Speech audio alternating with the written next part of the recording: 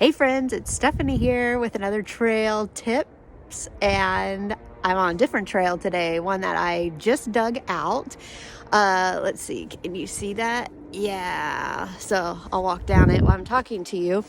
Today we were sitting in the house. My husband has a woodworking business, and he was talking about how he puts like the wood dust, when his collector gets full, he has to like empty it somewhere. So usually in the summer, spring, like there's a little trail that he just walks out. Well, now that we got all this snow, he was like, man, I'm gonna have to go out there and shovel that, which he has a lot of projects that he's working on. So it's just like taking him an extra hour. So I was like, I'll shovel it. That was going to be my gift for the day, is to come out here and shovel this pile so he could come out here and do that. And so like sometimes though, giving is hard work. Like it's not simple. It's actually like physical work. But while I was out of here, I thought of like a tip for you. And this is anywhere in life. Share this with a college student, because this is one of the best lessons that my dad taught me growing up. Is anytime you're doing something, like do better than what someone's expected. So my husband just asked me to do a trail. I actually did one pass at it.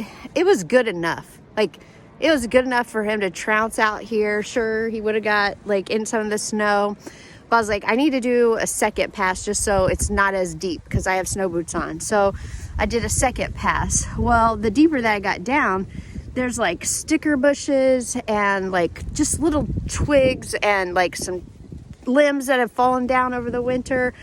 And my first thought was kind of like, well, he can just like walk around that. But it was annoying for me. So I decided to go into the house and get my clippers and come back out and just clip all that away. And then when I looked at the trail, I was like, one more pass is going to just make it nice and smooth for him. And so that's my first tip, is like anything that you're asked to do, especially if you're starting a new job and you want to like stand out from the other people, is do things better than people ask you to do it. My husband would have been perfectly fine and grateful if I did one pass. It was better than what he had, because he had no trail. But it was like, no, do it right the first time and do it better than what people expected. So, and take pride in your work, like I know that doesn't seem like a big thing, but like I wanted this to be good, so take pride in your work. That made me think of something. Actually, when I was starting out my career, my husband and I were talking about this last night, because I don't know if I'd ever shared it with him, but I had a dream of going to the FBI, and that dream started by going to the police academy, Indiana State Police Academy. And anyways, I washed out. That was another story, failed firearms.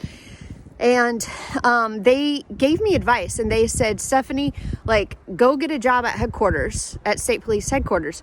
And so I took that advice, but at the time I had to go work for a temp agency. Now, mind you, I am a 4-year college grad, super smart.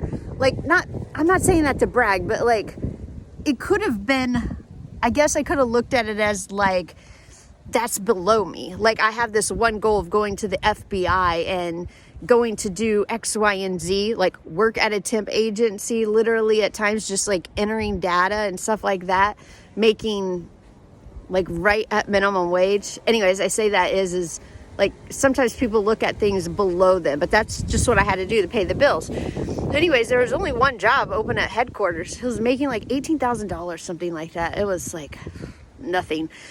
And I took that job. And when I took that job, I was working like this front desk. And I was so bored that I started reading policy and procedure manuals, like big, fat books of standard operating procedures to be, if you're a state trooper, that you have to know. And one day a lieutenant colonel came out and he asked me what I was doing. And I told him, I was like, I'm bored. I'm reading these. He's like, why are you reading these? I was like, well, my goal is to go back to be a state trooper. Like, I'm going to have to know it anyways. Might as well use this time that I have and not waste it. It was like that afternoon, next day, I was really quick time. And he came back and asked me if I knew anything about grants. I did not. I didn't know what a grant was. And anyways, next thing I know is they're promoting me, and I'm like the grant manager for the Indiana State Police. The only reason, this is what I believe, the only reason I got that job is because I took a job that was so boring. I mean, literally, I buzz people back. Like, I buzz the people at headquarters, the leadership, state police leadership. I just buzz them back. Or people had to sign in and show me their ID. You know, like if they were meeting with somebody, I had to sign them in a book. Like, that literally was my job. Answering phones. That was my job. And I took it and was like, how am I going to use this time? And somebody recognized that.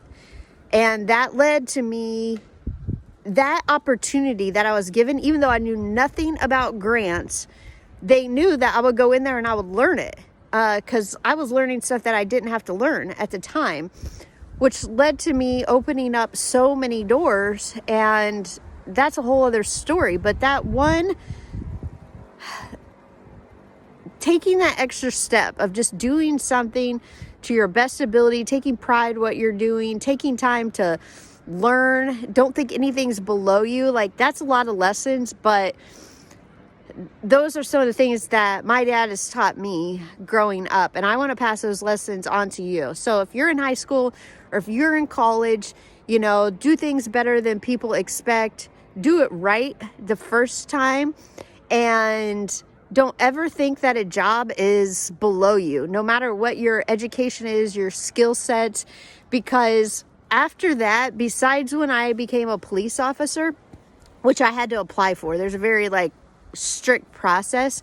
I never applied for a job in my life. Somebody has always recognized the work that I was doing and came and said, hey, there's this position open. I think you would be good for it. Why don't you, apply, put in for it? And I've gotten all those jobs. So, and I believe that the only reason I got those jobs had nothing to do about my degree or what I knew. It had to do with the work ethic and pride in my work. So hopefully something resonates with you in there. If you have an upcoming project, or if you're frustrated at work and you feel like you're not getting anywhere, maybe ask yourself, what effort are you putting in? You know, what does your work product look like? What is the people around you seeing? Anyways, I hope that helps you out today. The other thing is I want to go be out on the trails, but it's windy, and the whole time I was shoveling, there's a big tree that's about ready to fall, and that freaks me out. So today I won't be out on the trails, but I'll dig a little trail. Have a good day.